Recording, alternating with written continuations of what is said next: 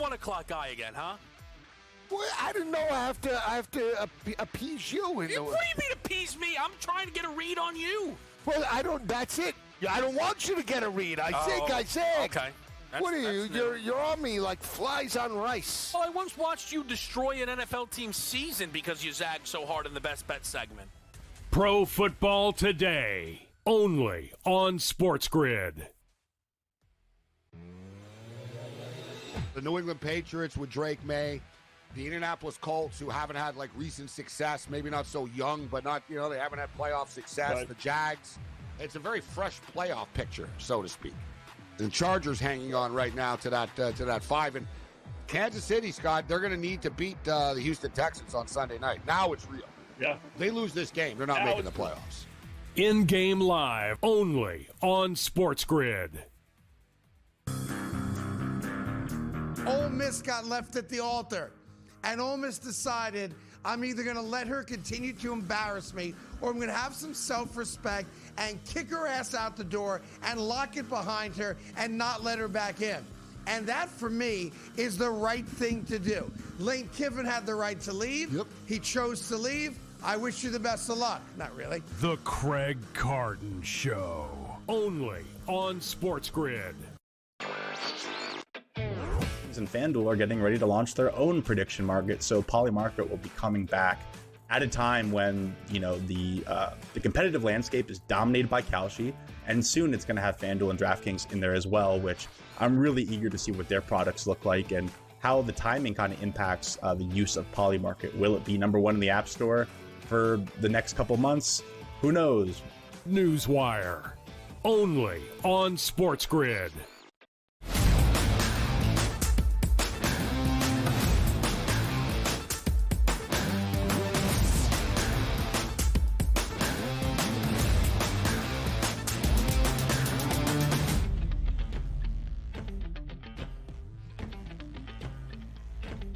All right, hour number 2 is here. It is a Tuesday morning. We got a lot of stuff to get to in hour number 2 today. Again, the NFL is going to get kicked back up here on a Thursday night. We're prepping for the college football playoff bowl season, Joe. Bowl games are out there right now, but the eyes on the prize are the 12 teams that made it into the college football playoffs. And we'll have a lot more of that a little bit later. I am tired. I'm going to need a nap in the afternoon today. Stayed up late. There's 2 things that happen, Joe, right, in our sports fandom. I think you can agree. Whatever team you cheer for or you like, if you have to stay up late and it turns into a victory, like you know what, man?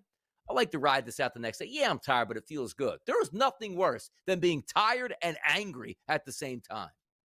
Yeah, Donnie, it's been there as a Jet fan, as you know.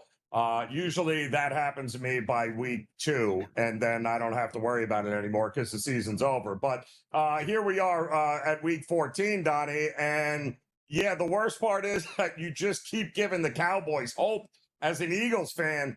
And my goodness, if you win that game last night, Donnie, you can just put the Cowboys to bed, put the division to bed, you're good to go. Now they just keep dragging out, which makes it even worse. Look, I do hope there's better on the horizon for the Eagles, and maybe it just is, hey, you stink without Lane Johnson, and Lane Johnson didn't play last night and it's having an effect on the quarterback, which it's way deeper than that. They just don't block as well. But just save me this for this weekend, Joe. The Eagles are going to play the Raiders at 1 o'clock in Lincoln Financial Field. Some outlets, 12.5 points is a favorite for the Eagles. Please give me an Eagles win, which they should. It's the Raiders. But honestly, Joe, give me a 3 and out to start that game for the Eagles in front of their home fans. Just give me that so I can hear it and let the Eagles know that they're not playing well. That's all I ask for. But let's get to the early lineup here. And it starts with Notre Dame. They're upset, but they're upset at the wrong things. They were 10-2 and lost to Miami. So side by side, you probably thought Miami was going to get the in. The betting markets told you no. Notre Dame's minus 3,000 to get in. They were wrong, which I do like to see at times. But now we find ourselves with Notre Dame blaming the ACC for actually pushing forward Miami as a narrative to get into the college football playoff. Last time I checked, Notre Dame is no affiliate of a conference. The University of Miami is an ACC football program. Shame on the ACC, Joe, for pushing their team to get in the college football playoff. Am I reading that right? Yeah, of course. It's because it's always somebody else's fault, Donnie, right? There is no personal responsibility here. Notre Dame did not have a hand in creating this nightmare one way or the other. I mean, sure, It's funny they're pointing the fingers at a ACC conference that houses every other sports team that you have except your football team because, well, you were just too good, right? No need for you to be a part of a conference championship at all. I mean, just amazing to me, the finger pointing right now and the moral high ground that everyone is taking. And it's always somebody else's fault. It's kind of funny at this point.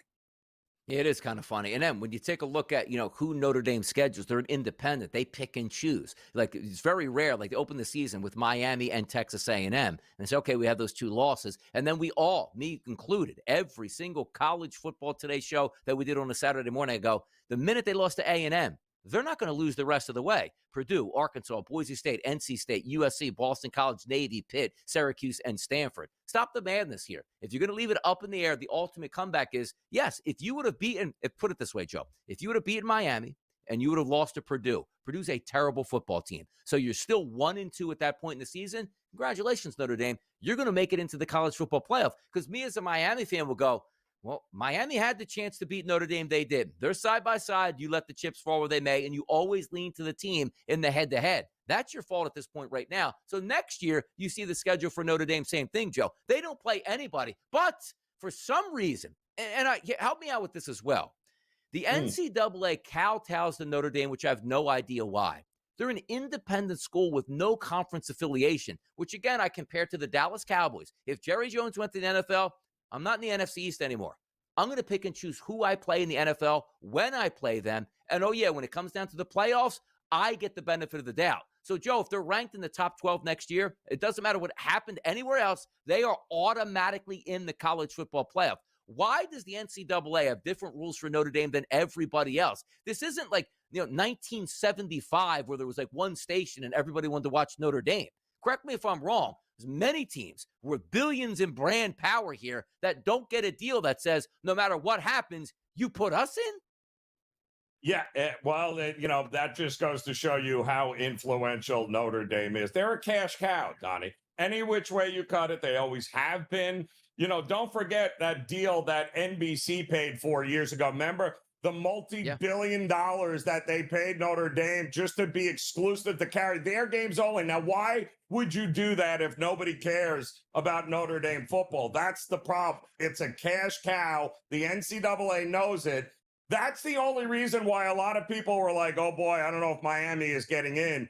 Even though they had the head-to-head win, which should have ended the conversation, it's the influence of Notre Dame that is why they can do what they do, Donnie, on a every year basis. Like, imagine it's like Notre Dame's brand would be hurt if they were in a conference. Is Ohio State's brand hurt? Penn State's brand hurt? Like, I don't understand this. If you're a good football team and you win and you have history on your side, you are going to be a monster brand. Are Notre Dame's ratings going to go down if they join the Big Ten? I don't understand any of this here at this point, but I do understand this. Notre Dame can pick and choose the schedule they play. And now that we take a look at the college football playoff and the landscape, Notre Dame might be the most favored team now, because if they do have irreparable damage with the ACC and they go, we'll just play all group of 5 teams here and we'll run the table and you got to put us in because we'll be ranked in the top 12. That's where we're headed right now. Congratulations, Notre Dame. And Shedeur Sanders. Why? Shedeur's going to be the starting quarterback throughout the rest of December and into early January. Get those looks in. Hold up that watch. See what we can do, Joe.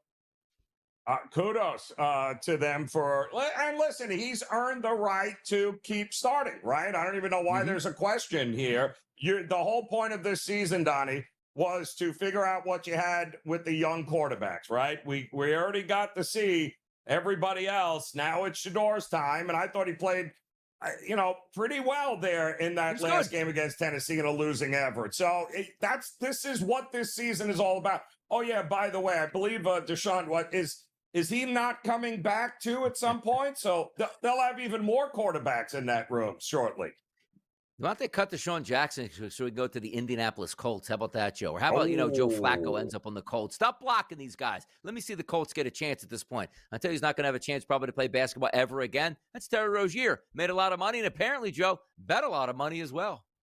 Yeah, no, but definitely not guilty. That might have been the easiest call of the century there. Nobody is going to be like, you know what, I did it, man. Like, no, he didn't. I can't wait for all of this to play out in the courts, Donnie, and I can't wait to see exactly during the disclosure here. Exactly what do you have on Terry Rozier besides innuendo and just finger point? Do you actually have, because the NBA couldn't find anything, Donnie? I can't wait to see what they're going to have in a court of law. I cannot wait to see it.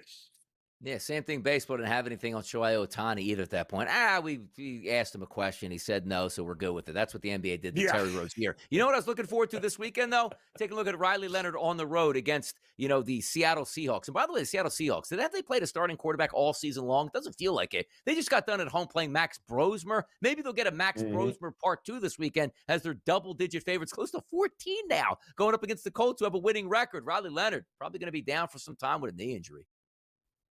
Yeah, it's going to be very interesting to see what happens over the next 24 to 48 hours. I didn't even know he was hurt. I thought he looked pretty decent in that game. Anthony Richardson is nowhere to be found, apparently. They don't even know if he's going to be ready for next year. So they have one healthy-ish quarterback available, and they're bringing in a grandfather right now in Phillip Rivers to try out. Yeah, Trey Hendrickson here. He would be playing if the team was winning, and also he got paid by the team, but he's going to take his talents to free agency as well, Joe. Arizona basketball, #1. And how about this? JPP. Now, the joke is, right, hey, he's signing with the practice squad. Well, which hand did he use to sign that contract with, Joe? Which one? Yeah. Well, we're just ripping dudes off the couch lately, aren't we, this year here, Donnie, aren't we? My God. I'll tell you, he's not going to be on the couch. Mario Cristobal, NCAA news and notes next.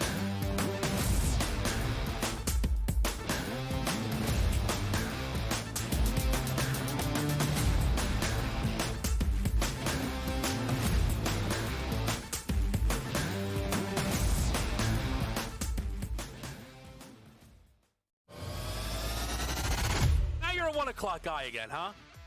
Well, I didn't know I have to appease you. What do you mean appease me? I'm trying to get a read on you. Well, that's it. I don't want you to get a read. I said. Okay.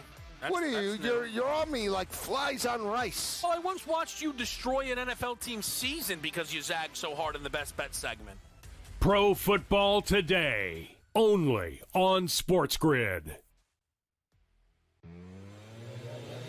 The New England Patriots with Drake May, the Indianapolis Colts, who haven't had recent success, maybe not so young, but not, they haven't had playoff success. Right. The Jags, it's a very fresh playoff picture, so to speak.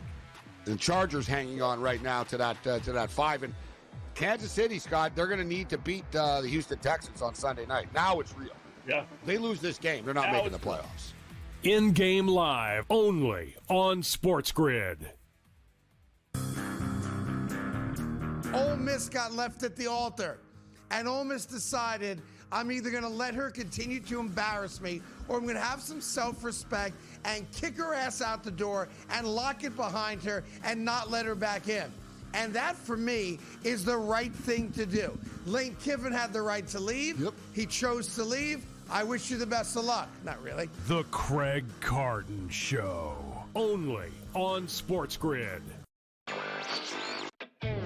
And FanDuel are getting ready to launch their own prediction market, so Polymarket will be coming back at a time when the competitive landscape is dominated by Kalshi, and soon it's going to have FanDuel and DraftKings in there as well, which I'm really eager to see what their products look like and how the timing kind of impacts the use of Polymarket. Will it be #1 in the App Store for the next couple months?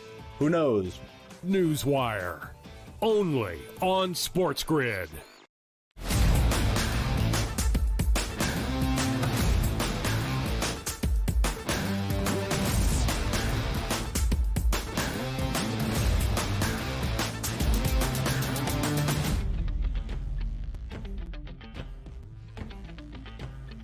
College football news and notes, hot and heavy lately. Why? We had so much excitement on Sunday at 12 noon here, letting it play out. They delayed it for 40 minutes before they told you, hey, Miami's in the college football playoff. So was Alabama, but Notre Dame is going to get the shaft because they have that 2 Group of 5 teams in. We'll never get this right. We'll always be arguing, even if they expand it to 24 teams.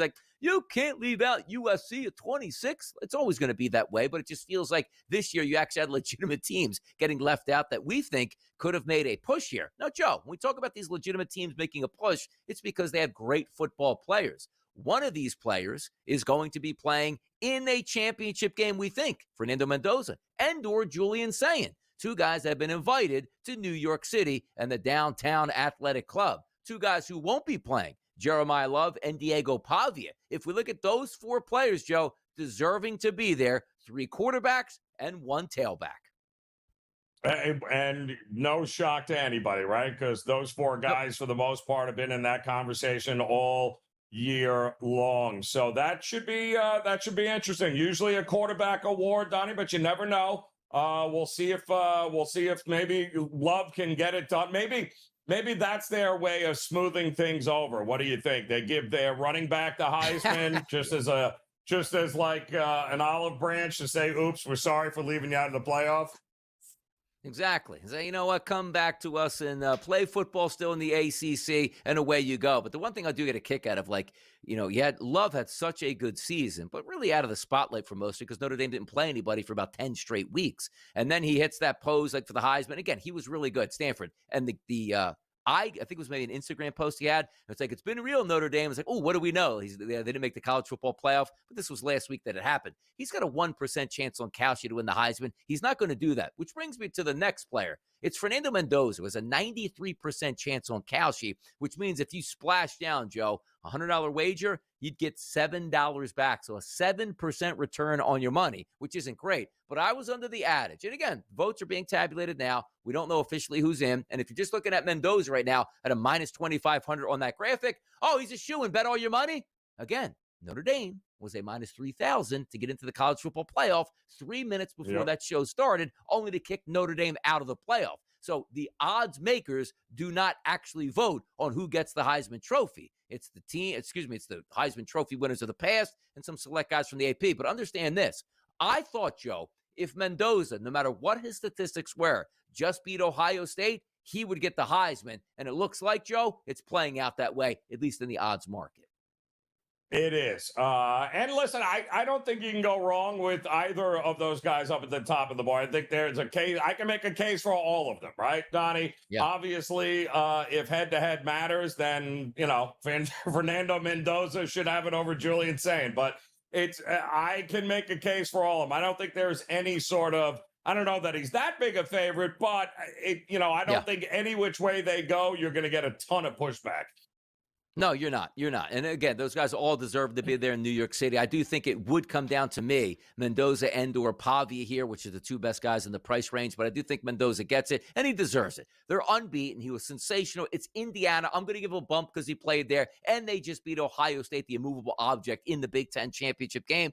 Sometimes I wish they would hold off on the Heisman Trophy till after the college football playoff to see what's what, but we know the way they get down here. Probably going to be Mendoza at this point. Now, we've been talking a lot about the ACC and Notre Dame and why they're so upset about this. Let's take a look at Mario Cristobal on if Miami wasn't in the college football playoff. The thought that Notre Dame decided not to play in the bowl, was that something that the University of Miami had thought about as a scenario if the rules were reversed and you didn't get in? Mm-hmm. I would say first and foremost, I wouldn't comment on anybody else's situation because you never know. You never know exactly what's up, and I have too much respect for football and for Notre Dame to comment on their situation as it relates to us. We haven't been faced with that situation, and we don't ever expect, want to, or would really allow that situation to happen. But that's not a comment in any way, shape, or form as it relates to them. You just don't know what each program is going through. Some programs lose a coach. Sometimes you're going to be down a ton of players and people have to make a decision. But yeah, I don't want to comment on anybody else's stuff because, again, it's just not my place and it would be disrespectful, By the way, is he trolling them with that color shirt right there? Looks like it could pass for a Notre Dame collared shirt, Joe. How about that? No, you never confuse the U with them. Look at that. Isn't that nice, though? I might have to go out and get with that. The Adidas logo? That is nice. Yeah, that is College sweet there, Mario. Playoff. Yeah. I can't wait. Now, what you can't do, Mario, is you can't go out and get blown out by Texas A&M. Otherwise, forget it. We'll never hear the end of it about how Notre Dame should have been in. So, go handle your business there, Mario. Go handle it. Exactly. It was like when FSU said, well, we're not playing in the playoff. It was up to Georgia to knock their block off. And then we all said, yeah, exactly. That's why FSU got left out. They got beat by 60 points a couple weeks later. Yep. Miami, show up. They'll be there. It'll be fun. It'll be interesting to watch it play out here. How about Matt Campbell? His PSU presser. Welcome to State College. I'm going to take a second. It's been a whirlwind. I'm going to say this. I'm humbled, honored, grateful to be standing before all of you, this world-class university, this world-class athletic department, and truly one of the greatest football programs in the world. And it's an absolute honor to be the next head football coach here at Penn State University. The last 5 days have been a whirlwind. That's fine. They have been. And as fate has it, it's this full circle moment in my life, our family's life. This young boy that grew up in Massillon, Ohio. No shot here, Joe. This is giving me Joe Judge vibe. When I watched Joe Judge for the Giants do his opening presser, I knew he was a horrible coach. I'm already out at this point right now. I wanted to get behind this hire. I thought it was a prank when he got there. You know what he's doing? This kid, guys, look, I'm kidding. Like, the expectation here for me to be a champion. I got business, Joe. I kid. He's crying at Penn State. All right. For getting the job that, I don't know, he was like the 9th choice. Like, dude, you were the only one left. Like, that was, everybody else said no and you know, parlayed it into more money. You were the only one left. So kudos. Keep those tears up there. Ugh. I am losing my mind this morning. First, the Eagles lose, and then the coach is crying because he's at Penn State. Maybe he's crying because he knows he has no chance to win here. How about that?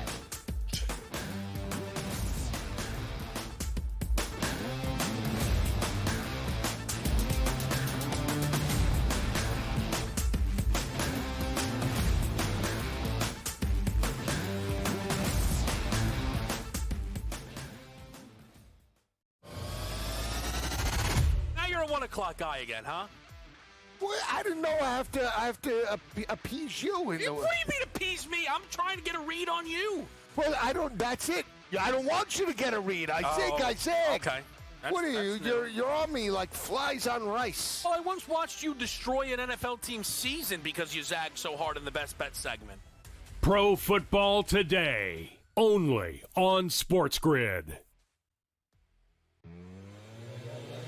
The New England Patriots with Drake May, the Indianapolis Colts, who haven't had like recent success, maybe not so young, but not, you know, they haven't had playoff success. Right. The Jags, it's a very fresh playoff picture, so to speak.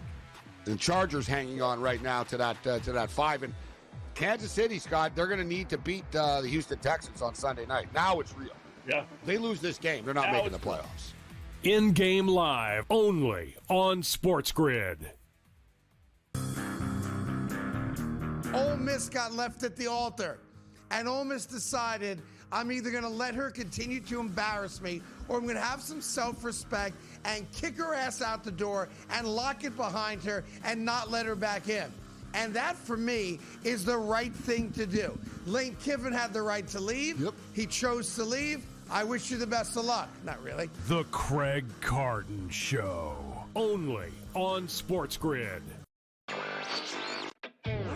And FanDuel are getting ready to launch their own prediction market, so Polymarket will be coming back at a time when, you know, the competitive landscape is dominated by Kalshi, and soon it's going to have FanDuel and DraftKings in there as well, which I'm really eager to see what their products look like and how the timing kind of impacts the use of Polymarket. Will it be #1 in the App Store for the next couple months?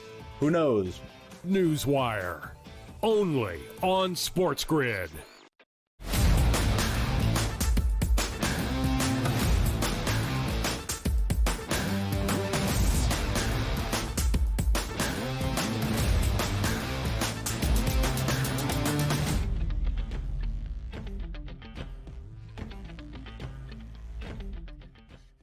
Fun in the Kalshi markets here. Now, look, I came on this show this morning, Joe. You don't see me crying. Like, you don't see me crying. Say, hey, Eagles lost last night. I didn't get a team total. And give me a moment. Like, no, I came in with the energy this morning, the angry energy to get the people understanding how upset I am at that loss. Not crying, Joe. There's no crying in football. There's no crying in football. Mm-hmm.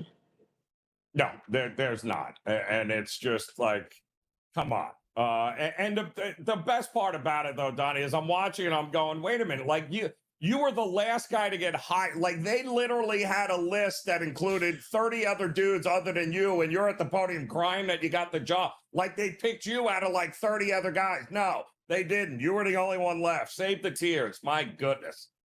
Imagine that. You get a pay upgrade. You coach at Penn State, and you're up there crying. It's like, stop the madness, man. Just get out there and coach these guys up and try to go out and win. Because, by the way, what he should have been crying was for the AD to say, thank you for giving me that schedule next year.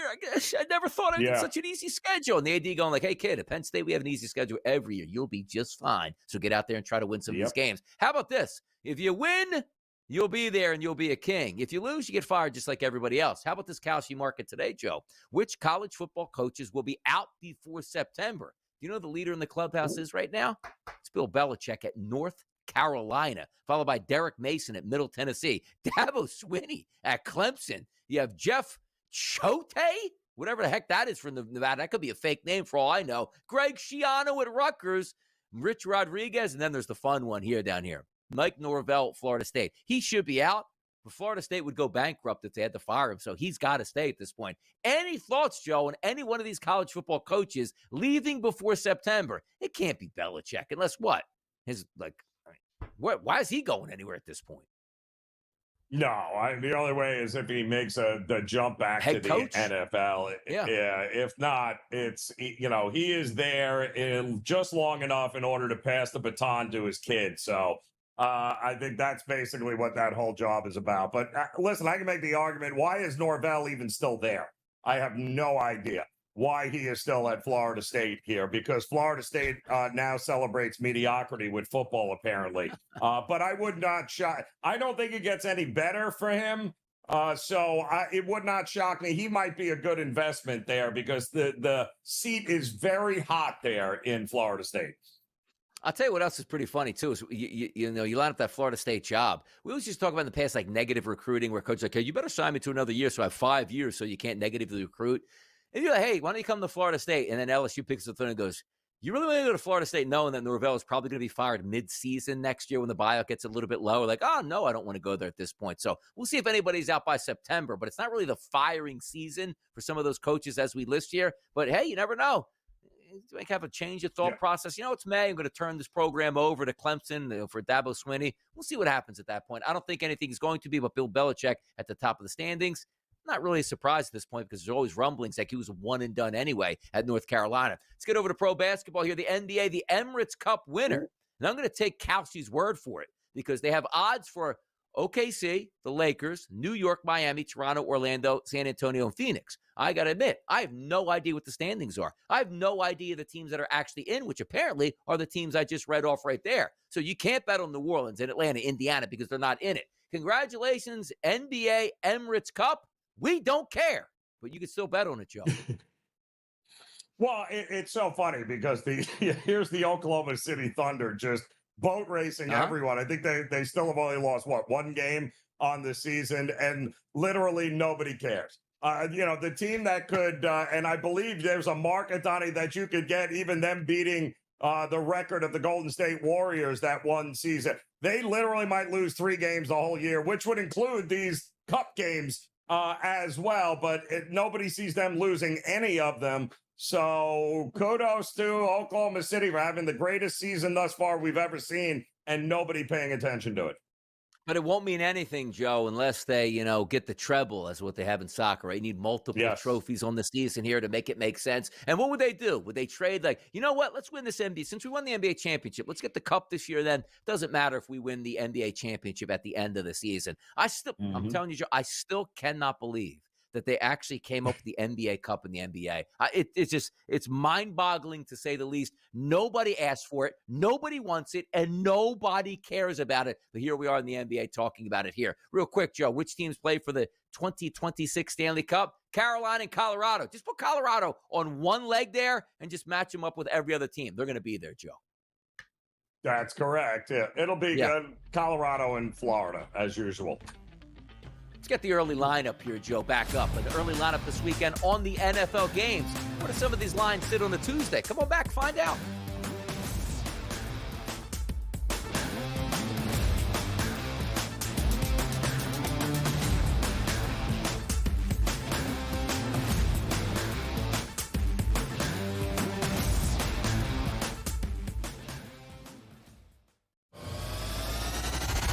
Now you're a 1 o'clock guy again, huh?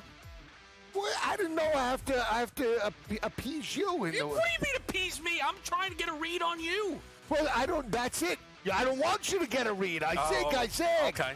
What are you? You're on me like flies on rice. Well, I once watched you destroy an NFL team's season because you zagged so hard in the best bet segment. Pro Football Today, only on SportsGrid.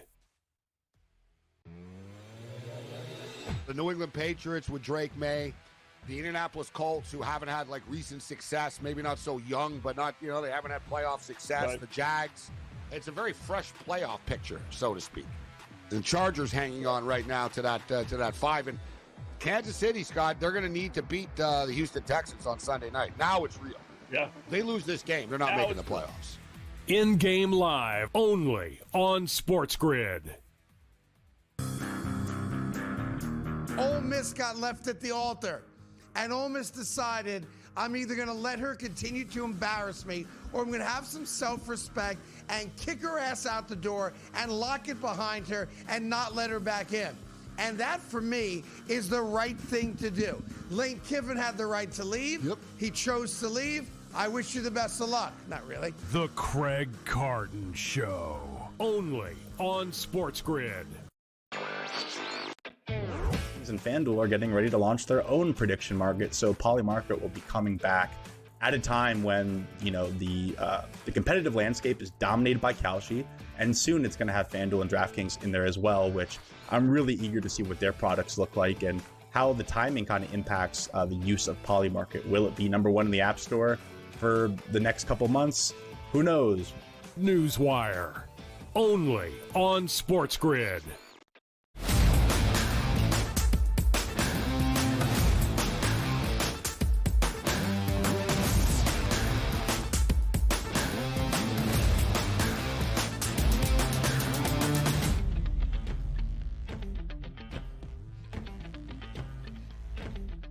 Let's get a look at some of these weekend games. No bye weeks here, Joe. So as I count on Sunday, 1, 2, 3, 4, 5, 6, 7, 8, 9, 10, 11, 12, 13, 14 games will be played on Sunday between 1 o'clock and 4:25. Fantastic. And also, of course, that 8:20 game, which is Minnesota and Dallas. But we do take a look at the AFC North, Last week, we saw the two top teams in the division go head-to-head. Those are Pittsburgh Steelers and the Baltimore Ravens. How about the Pittsburgh Steelers coming away with a victory on the road against those Baltimore Ravens? Controversy in that game? Absolutely. Win for the Pittsburgh Steelers? You betcha. So Baltimore now goes on the road to take on the Cincinnati Bengals. They're favoring this game by 2.5 points, depending where you're shopping at, in a total of 51.5. I haven't been happy with Baltimore the way they've been playing, but now you look at Cincinnati. They don't stop anybody on defense. Could Baltimore be able to go up and down the field? Possibly they can, but the one interesting thing to look at for this one, you love the fact that Joe Burrow's back there slinging it to T. Higgins and Jamar Chase.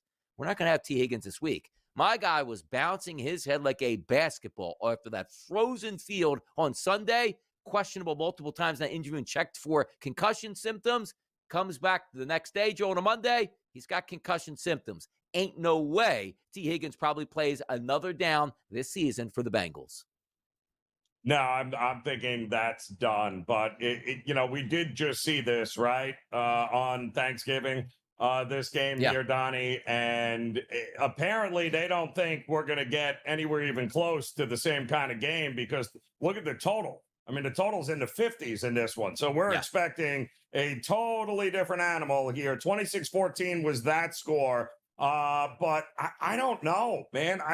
What are we getting from the Ravens? Like, is the Ravens, I think, much like we talked about your Eagles, we are week 14, 15. Like, if you're struggling offensively, sometimes when walks like a duck, talks like a duck, it's a duck here. Like, the Ravens are not a healthy Lamar Jackson. We're not talking about a great Derrick Henry anymore. The offense has big time issues.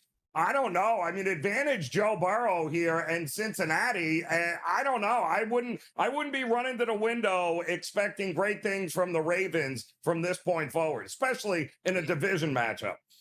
Yeah, because a lot of times we're still looking at the Baltimore Ravens under the microscope of how they were the last 5 years, and Lamar's still there, and it's Derrick Henry, and they'll run up and down the field. They should, though. Like, Cincinnati's one of the worst defenses you're going to find. Last week, proving that case in point again, where you have a lead, looks like you're going to control the game, and you just completely fall apart in that game, which their defense does stink, but it's also not the same as Ravens offense that we're looking at to say, hey, you know what? We'll be able to get after them. Understand this, though.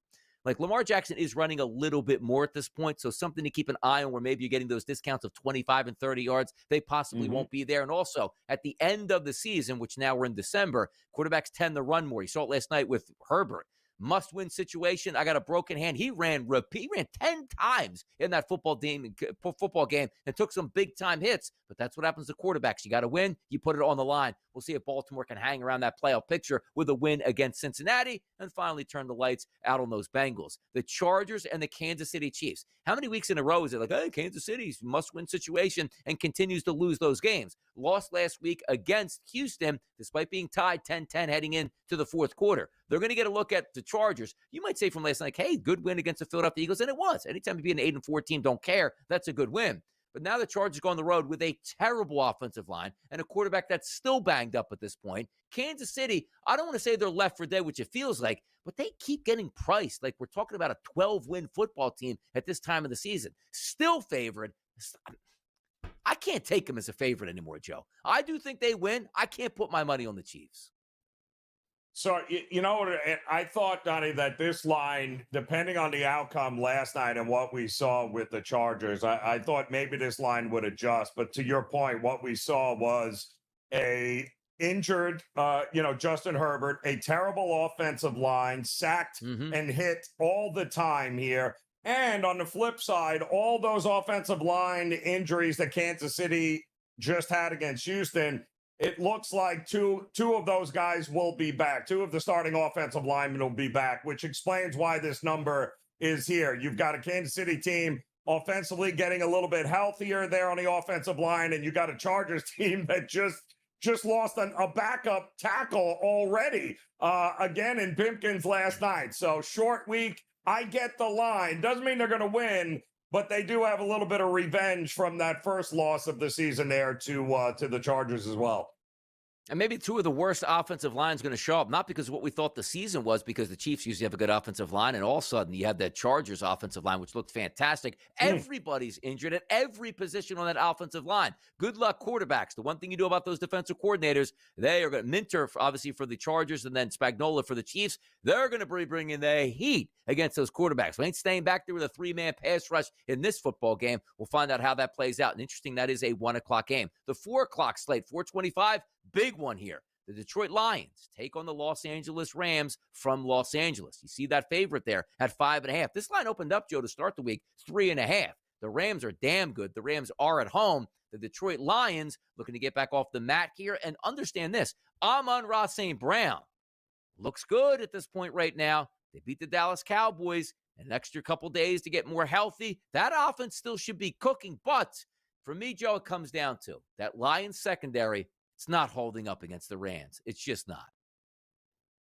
Well, and you could see what the market thinks is going to happen there, Donnie, because 50.5 was the look-ahead total, and, well, we're up to 55 already. So we have seen nothing but over money come into this one. I mean, listen, the Rams just dropped 45 on whatever that version of the Cardinals was. So yeah. If the market thinks the Rams are going to bring it, also mostly because we just we watched Detroit's defense give up a bunch of points too. So I get it. I also get the 5.5, which is a strange number, Donnie, because it's not a key on anything. It's kind of the books going, all right, you tell us who you like better in this one. Are we going to get closer to 3.5, or are we going to get closer to a touchdown?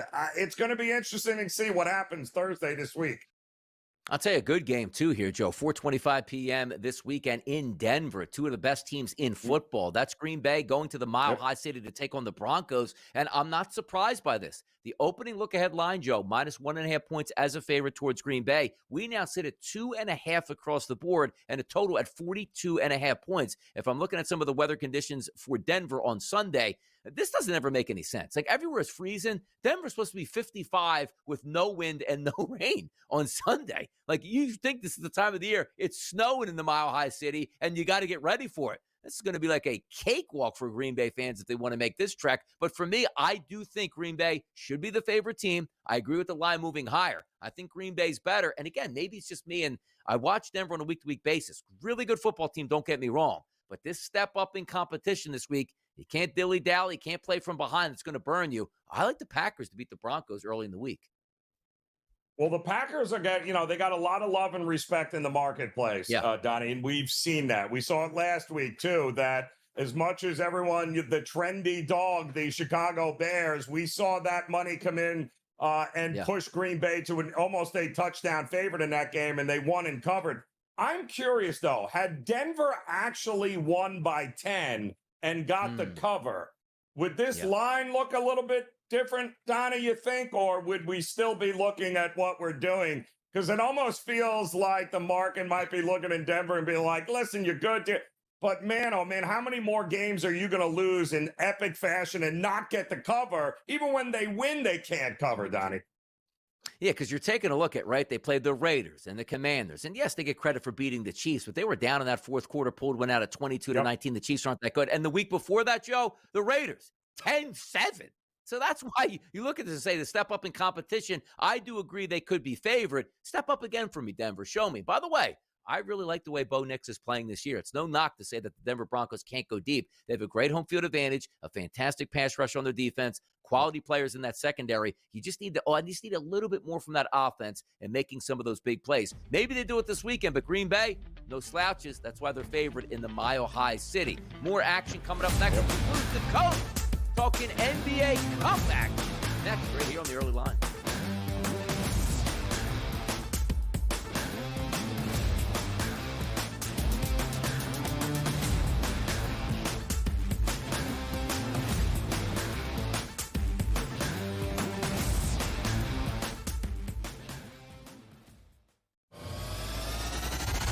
Now you're a 1 o'clock guy again, huh?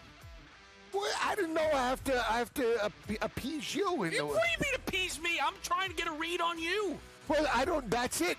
I don't want you to get a read. I zig. Okay. What are you? You're on me like flies on rice. Well, I once watched you destroy an NFL team's season because you zagged so hard in the best bet segment. Pro Football Today, only on SportsGrid. The New England Patriots with Drake May. The Indianapolis Colts, who haven't had like recent success, maybe not so young, but not, they haven't had playoff success. Right. The Jags, it's a very fresh playoff picture, so to speak. And Chargers hanging on right now to that 5. And Kansas City, Scott, they're going to need to beat the Houston Texans on Sunday night. Now it's real. Yeah. They lose this game, they're not making the playoffs. In-game live, only on SportsGrid. Ole Miss got left at the altar. And Ole Miss decided, I'm either going to let her continue to embarrass me or I'm going to have some self-respect and kick her ass out the door and lock it behind her and not let her back in. And that, for me, is the right thing to do. Lane Kiffin had the right to leave. Yep. He chose to leave. I wish you the best of luck. Not really. The Craig Carton Show, only on SportsGrid. And FanDuel are getting ready to launch their own prediction market, so Polymarket will be coming back at a time when the competitive landscape is dominated by Kalshi, and soon it's going to have FanDuel and DraftKings in there as well, which I'm really eager to see what their products look like and how the timing kind of impacts the use of Polymarket. Will it be number one in the App Store for the next couple months? Who knows? Newswire, only on SportsGrid.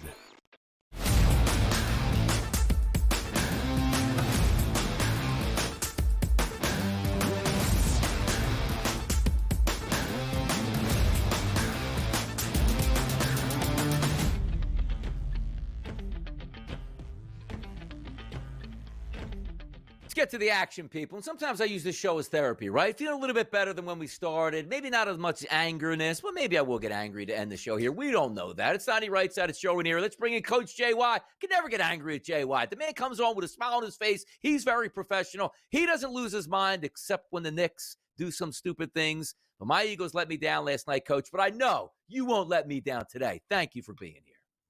I don't know. I mean, the Knicks have been the bane of my existence. Actually, no, I'm a Jet fan. So between the Knicks and Jets and the Mets, I've had pain for 49 years of my life. But we'll see with New York tonight as they have a big game, obviously, with Toronto in the NBA Cup quarterfinals, I should say. Gotcha. We are in the month of December, and a lot of times we take a look and say, all right, when's the NBA season actually starting? It's usually Christmas Day. It's an extravaganza, and the way we look forward to the playoffs and the meaningful games here. But the NBA Cup is underway, something the NBA put in, so we get more eyeballs on the NBA before we get to Christmas Day and beyond after football season. Coach, tell me, your Cup process here, what you like about the Cup and what you dislike about the Cup. Are you a big fan of it here? Do the players seem to like it much more? What's the vibes here over the past year and a half in this? Listen, I'm a fan of the NBA Cup. I've said it from the jump. You know, obviously we talk about the unofficial start of the NBA season being Christmas Day, and it kind of gives you something to look forward to. Smart by the NBA, having the games on Tuesday and Wednesday night, not competing with the NFL on Monday and Thursday. So it's actually a smart look on their part in regards to the matchups. And then you think about it, Donnie, in regards to teams, in regards to, you know, what are we looking for? I think it's so pivotal, Donnie and Joe, that you have teams that are trying to establish winning cultures to be in this round. If you kind of look at Toronto tonight, team has not made the playoffs in a long time, sitting at 15-10, even though they're struggling a little bit. New York trying to establish that culture under Mike Brown with an immense amount of pressure. A team like Orlando, you know, we'll talk about the injury with Wagner, but a team that, you know, is trying to get through the hump. And then Miami, a team that we've been thinking about, is their dynasty or their run over with Spo? And then you get to the Western Conference. Phoenix, team that's completely overachieved. We'll talk about that when they had last night at Minnesota. And then you look at a team like San Antonio. So to me, when you got these young teams that are trying to establish something, winning culture, this kind of puts them in almost that playoff atmosphere, almost like a Game 7, night in, night out. Yeah, it does feel like it feels like a little more of a playoff atmosphere than anything else in these games, Coach. And tonight's not going to be any different. The first game is my Miami Heat on the road taking on Orlando, who won't have Franz Wagner. But, I mean, they've already played twice, and Miami has lost by a combined 5 points in those two games. What are we thinking we're going to get in this rematch here a third time? Well, if you kind of look at Miami, listen, they should be, you know, ready to go after that embarrassing 127-111 loss at home to Sacramento. So Spoelstra's group's going to be ready. And this is going to be the first time we'll see Orlando without Wagner. My concern is you have a Miami Heat team, even though they've not scored a ton of points lately, they've tried to push the pace versus the Orlando team that scored 100, 106, and then 112. They haven't really scored the ball a lot under than 3 straight games. 234.5. I think I'm looking under here. And with the line moving, it was, I think they were getting points. Now Miami's giving points. I look Miami on the money line just because they're a healthier team. And I'm going to trust Spo in a spot there. Give me Miami Heat on the win and the under. Knicks and the Raptors, Coach. Overnight line actually had the Knicks as a 2.5-point favorite at FanDuel. We're now seeing 4.5s across the board against the Raptors. And a total that was 231.5. That's been bet down to 225.5. Any key injuries? And also, Coach, what are you thinking about this game tonight between the Knicks and the Raps? Well, when you look at this game, Toronto really got off to a great start, guys, and we were really impressed about what we were seeing out of Toronto. They've kind of, you know, come back to the pack here. A really good thing about the NBA, 30 minutes past every hour. They have injury reports have come out. RJ Barrett still out tonight. So when you look at this matchup, I'm looking at New York here to get the job done on the road. They have to be better on the road. New York, you know, has won 3 straight games. They've covered the spread in 3 straight, I should say. So to me, I'm looking at New York. I got the Toronto team that's struggling a little bit for the first time this year, especially with the injury bug. And the fact that they have Anunoby back is huge. Remember, I think Toronto, I think they're like 0-7 against the spread the last 7 games. Give me the Knicks. Line's moving. May want to jump on it now, 4.5. Then may move to 5, 5.5 as we get closer to tip off. It's crazy because I don't think Toronto's beaten the Knicks since since when you were actually playing for the Knicks. It has been quite a while. They have actually owned them. But I'm just curious, Coach, because here we are sitting December 9th, right? And maybe one of the best stories in the NBA, and nobody's talking about it. How many games does Oklahoma City lose this year? Because there's 23-1, Coach, right now, and I don't see them losing any of these games in the Cup either. No, they're 23-1, and they just got J-Dub back, and they're just kind of rolling. It's an embarrassment of riches of what Sam Presti has at his disposal. And here's the thing that no one wants to talk about, right? You look at the fact that this team with the trouble of draft picks, and you look at the young players, guys, what happens if they want Giannis? I mean, they got more. At some point, Sam Presti is going to take those 2,492 draft picks and all that young talent and flip it for someone. And when it happens, 23-1, guys, they're going to roll through that record of 73 wins by the Golden State Warriors. It's scary. There's no one that can play with them. It's almost like, can teams even keep them close? Remember, last time they played against Phoenix, I think it was an overtime game, but it's a huge line. I think they blow them out when they play tomorrow. Take a look, Coach. OKC to get that 74th regular season win this year is plus 360 price. If we do look at the NBA championship odds, the Thunder are a plus 130 price. If we remove them from the equation like we do in golf with Scotty Scheffler, who else, Joe? Who else is out there, Coach? Nuggets, Rockets, Knicks, Cavs? Who would get that money for you? Nobody, because no one's beating the team. I mean, there's no way around it. They got to listen, they need SJ injured for me to even think about taking someone else. That's how much better they are than everyone else in the league. Come on, Coach. Giannis to the Knicks doesn't pique your interest right there. Get back into it. Challenge him a little bit. Give me that pump fake to the break, baby. Pump fake to the break, baby. That's Coach JY. Thanks for rising with us this morning.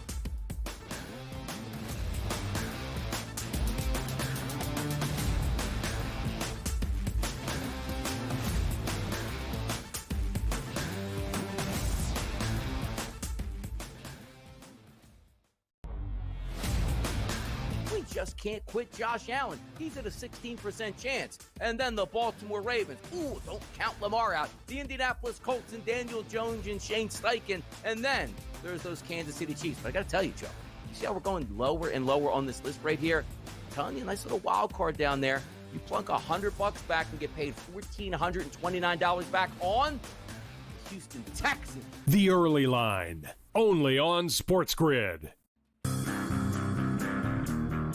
You've got an 18-1-6 hockey team. You've got a 10-2 football team. So the best record in hockey, the best record in football, and top 5 in the NBA with Jokic and the gang, and the Nuggets at 14-6. And I'm saying to myself, what other town comes close to that? The Craig Carton Show, only on SportsGrid. You then had a sensational game with the Bears and the Eagles. Who knew how great the Bears were in terms of blowing out the Eagles and maybe having the NFC race go topsy-turvy. And then you also had the 2 NBA games. So it was a big win, I thought, for Amazon for their first ever really big Black Friday day. I think it's something we see them doing now forever on that Black Friday. Newswire, only on SportsGrid. Football contest season is back, and so is the Las Vegas Football Contest Show. Season 2, the sharpest football contest show in the land. Focusing on all 3 Circus Sports contests and the Westgate Superbook Super Contest, we handicap the games and release our contest picks every week of the season. Featuring Super Contest champions Brady Cannon, James Salinas, and former NFL player Mike Pritchard, all team will have you prepared this season like none other. Check us out every weekend right here on SportsGrid.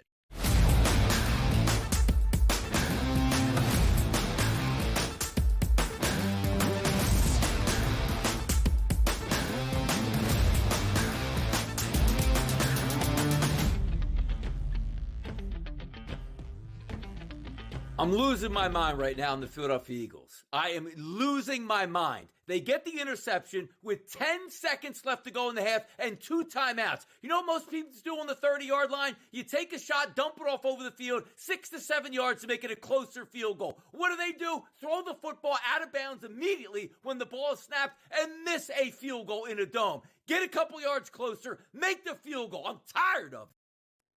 I'm telling you, Joe, I never go, I'm usually, I'll tweet a lot during the game, but I had to go live and support my anger for what I was watching at that point. You know it takes a lot, Joe, when you watch a game and you got to bring out your phone to scream at it because of how stupid that situation was for the Philadelphia Eagles at the end of the half.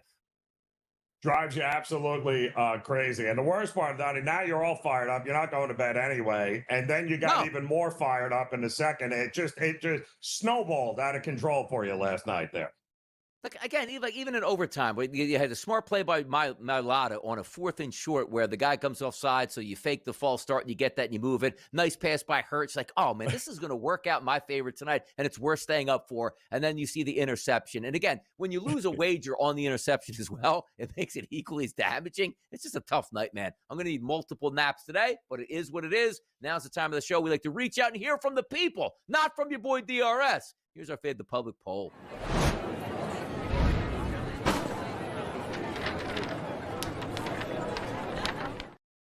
Oh, we got a landslide today, Joe, to take a look at. We ask these questions each and every morning at SportsGrid because we need the feedback to let us know where you stand. The question asked this morning, what conference will win the Super Bowl this year? Simple, AFC or NFC? 78% of the live votes right now, the NFC as the champion conference. Why?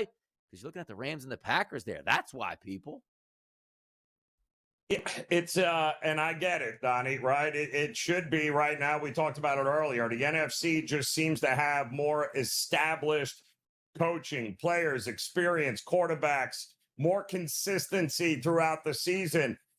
We've got a lot of surprises in the AFC, but I would caution that doesn't necessarily mean the AFC can't win this thing. So there's still a lot of football to go. But right now, I agree with the public. The NFC should be the front runner, no matter who comes out of it, to win it all. A lot of games still to play. A lot of injuries probably going to crop up. We're not wishing for any injuries. We're not. But if the Rams stay healthy all the way up to the playoffs and get that number 1 seed, yeah, you'll be seeing them playing in San Francisco for a Super Bowl. No doubt in my mind. Let's keep moving forward here today, Joe, which deals with we need a comeback because yesterday we were staring at a worst-case scenario of 1-0-1 yesterday, and we came away with 0-2. Get out of here. Here's bye.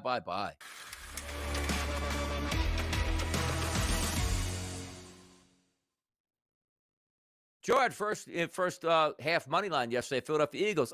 Late in the half, first and goal from the 2. Sure, punch it in, tie it up, no big deal, you move on. Yeah, then the Eagles happen. Then for me, Sacramento. Oh, you want a 4-point lead with a couple minutes left to go in the game and get 3.5 points? Yeah, how about you go dead in the water the final 2 minutes and get pummeled by the Pacers? That's the way it went down. But today, Joe, we changed those fortunes. Where are we going today? Yeah, well, today we're going to go to the NBA Cup, Donnie, and we're going to look at that first game with the Miami Heat taking on the Orlando Magic. And the coach, Jay White, kind of alluded to it here a little bit. If it's one thing that we have noticed with these NBA Cup games is that they are much more, they aren't just like a random Tuesday night during the regular season where guys aren't playing any defense and nobody cares. And we'll just, these games have a lot more juice here, especially for teams that haven't exactly been very good over the last couple of seasons. You got the Magic and the Heat who have battled now. And I told you, they've already played 2 games this year, Donnie, separated by 5 points, including last Friday's 106-105 Orlando win in Orlando. They just lost their number 1 scorer, Franz Wagner, did the Magic. The Heat will be there ready to go, but more than anything, they're bringing the defense, Donnie. 234.5 is too high as far as I'm concerned. I'm looking at the under here tonight. Take the under, Heat and the Magic for me. I'm going to go north of the border to the 6, and that's the Toronto Raptors and the New York Knicks. We just had Coach James Young here talking. He's a Knicks fan. Today, I'm going to ride the Lightning and ride the line. -2.5 at the opening number at FanDuel for the Knicks. They now sit at 4.5 across the board. I'm going to buy the public favorite today, Joe. I'm rolling with the Knicks. -4.5 at a -114 price. Knicks by 5. Knicks by 5. That's what we're going to be chanting tonight as the Knicks get the cover, Joe, and we go 2-0. I love it, Donnie. And again, the Knicks have just dominated the Raptors over the years, and they look to continue to do so. They just beat them earlier. They're going to do it again tonight. Yeah, you know what else I'm not going to do tonight? Watch the Philadelphia Eagles lost. Thank goodness I'm going to be able to get to sleep early tonight. I can see you fellas bright and early tomorrow. I'm with Joe Ranieri. We'll be back tomorrow morning.